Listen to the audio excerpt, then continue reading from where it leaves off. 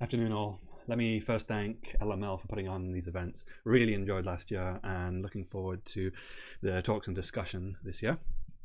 Now, one thing I did notice about last year is that there wasn't much discussion on what ergodicity really means, and I think that's a missed opportunity because it can mean different things to different communities. And so the idea behind this talk was to go through some of the traditional notions of ergodicity and use that as a segue into what we've been working on at Lincoln, which is a kind of new non-binary spectral notion of ergodicity that we think could be profitably applied in these kind of scenarios we're interested in. So let me start with Birkhoff's equation, the validity of which tends to be the definition of ergodicity in this community. And the reason I wanted to start with that is that, well, if we hold that the equality of the means of a function over a trajectory and an ensemble are if that's the definition, then really we're talking about the ergodicity of a trajectory instead of all trajectories. And a single trajectory depends on a few extra things. For instance, the initial state, the total time elapsed, which may be large but can never be infinite, and random numbers along the way if we're dealing with a stochastic system. Second thing I wanted to point out is the mu here, this measure, which we can kind of think of like a density of states on the space. And that's really betraying the original context in which Birkhoff wrote down this equation, which was the theory of measure-preserving dynamical systems, which is a kind of generalization of classical mechanics. Third thing, this wasn't Birkhoff's notion of ergodicity. To Birkhoff, this was a consequence of ergodicity. So Birkhoff and Boltzmann before him introduced the notion of ergodicity as a property of the dynamics that justified the application of statistical laws like this. So this is a consequence, not the definition. Now, what was Boltzmann's original notion? Well, a bit disputed, but we can think of it naively like this.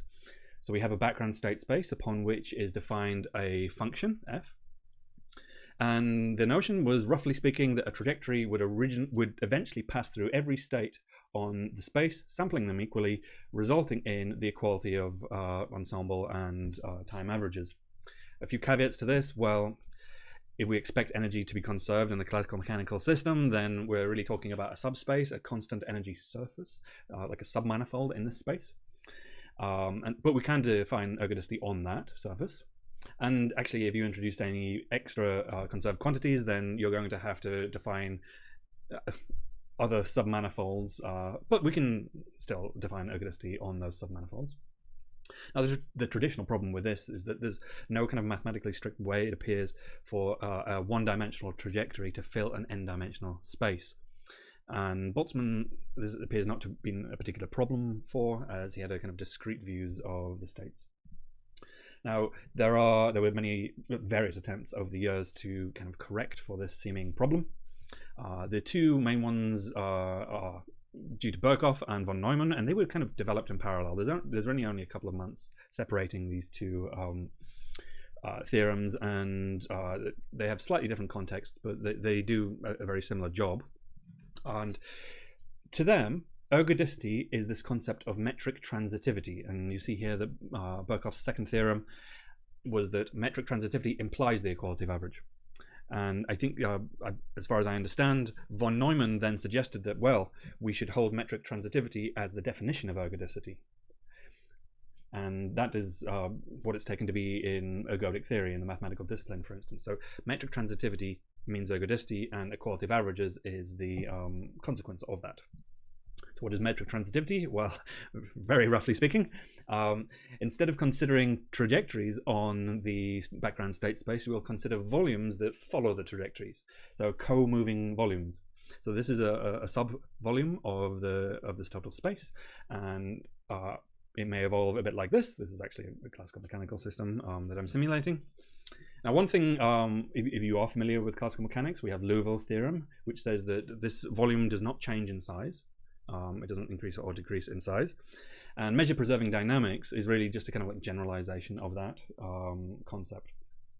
So yes, we have the idea that these volumes don't change in size. Then we have the concept of an invariant volume. So it may be that we write down a volume which is preserved by the dynamics, not just its volume, but its shape. We then have the concept of metrically indecomposable invariant volumes, which is what you would have if you can't split up a volume into smaller subvolumes.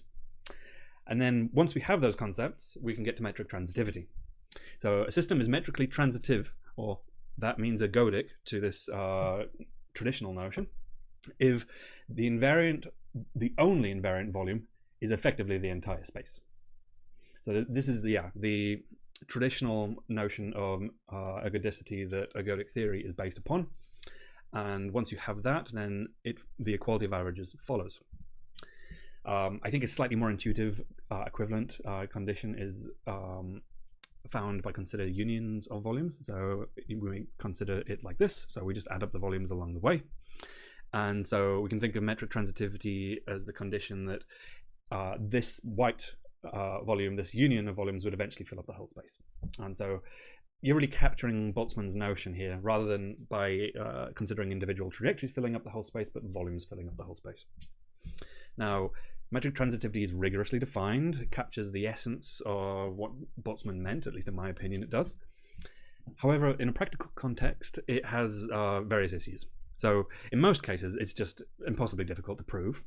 It's unlikely to be satisfied by many systems of interest across natural and, well, contemporary natural and social sciences. It may be unnecessarily strong a condition for ergodicity in the sense of the equality of averages. And I think, to my mind, it's a simple binary notion.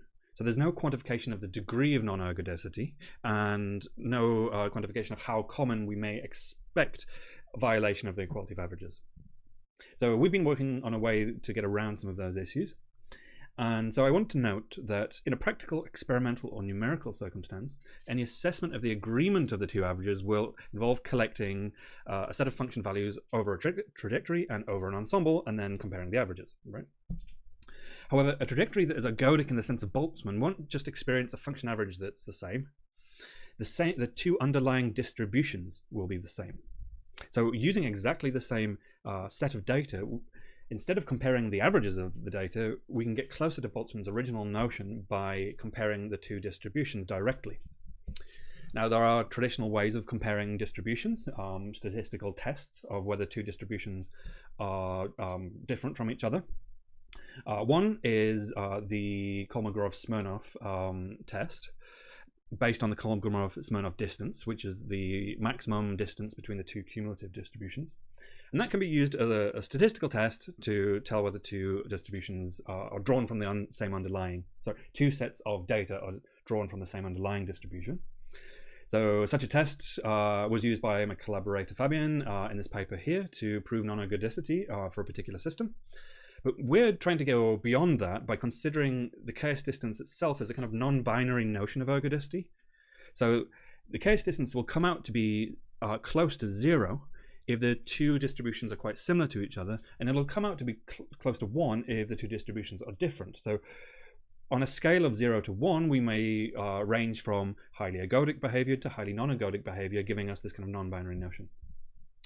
Now, the traditional tests were based on Smirnov's theorem, which is really about the statistical convergence of numerically estimated values of the chaos distance to 0 for two identical distributions.